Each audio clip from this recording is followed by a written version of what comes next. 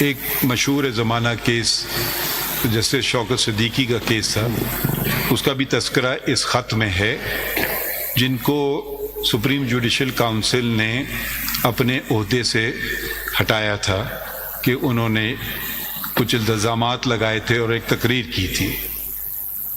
Supreme court, اب وہ supreme judicial council ایک الگ ادارہ ہے، سپریم کورٹ بیٹھی اور اس نے کہا کہ یہ فیصلہ سسٹینیبل نہیں ہے، کیونکہ ان کو اپنا موقف ثابت کرنے کا موقع نہیں ملا۔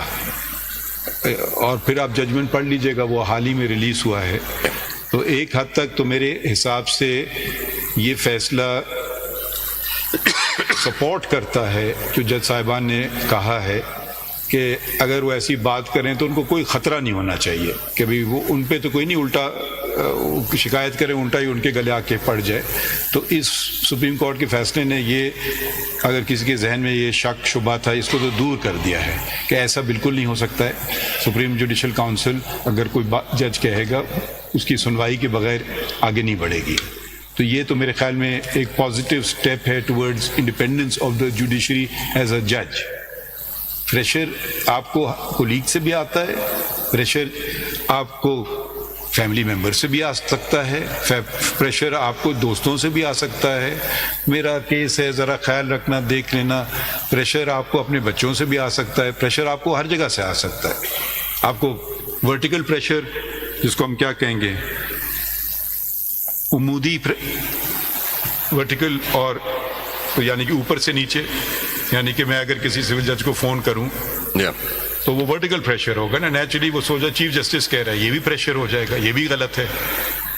یا پھر ہاریزونٹل یا افقی پریشر، آپ کے دوست، اٹارنی جنرل، آپ کی اردو بہت لا اچھی ہے، منسٹر حامد خان صاحب، برا نہ مانے خان صاحب، فون کریں، یہ بہت غریب بچہ ہے، یہ میرا دوست ہے، ذرا خیال رکھیے گا۔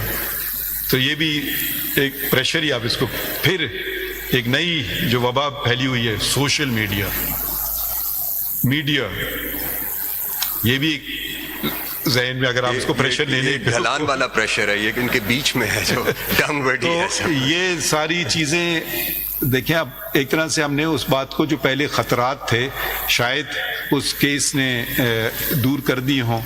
تو ایک تو یہ پہلو ہے، اگر آپ دیکھیں پہلا پیراگراف جو خط کا ہے وہ سپریم جوڈیشل کونسل کی بات کر رہا ہے جی، یہ پھر دوسرا پیراگراف ہے وہ شوکت صدیقی ججمنٹ کی بات کر رہا ہے، ٹھیک ہے، اور تیسرا بھی یہی کر رہا ہے، چوتھا بھی یہی ہے کر رہا ہے، ٹھیک ہے۔ چھٹا، اب پانچویں میں جی یہ ذرا پڑھ دیں۔ We support Justice Siddiqui's request to investigate the allegations made by him and request that the scope of such investigation be expanded to determine whether such interference in relation to the administrative functions of IHC, including composition of benches and marking of cases, and judicial proceedings of the courts that IHC supervises. یہ جو scope of such investigation be expanded، ہم نے کوئی investigation نہیں کیا تھا، ٹھیک ہے، تو یہ ذرا صرف وضاحت کرنا چاہ رہا تھا۔ اب یہ پانچواں بھی یہ بات ہو رہی ہے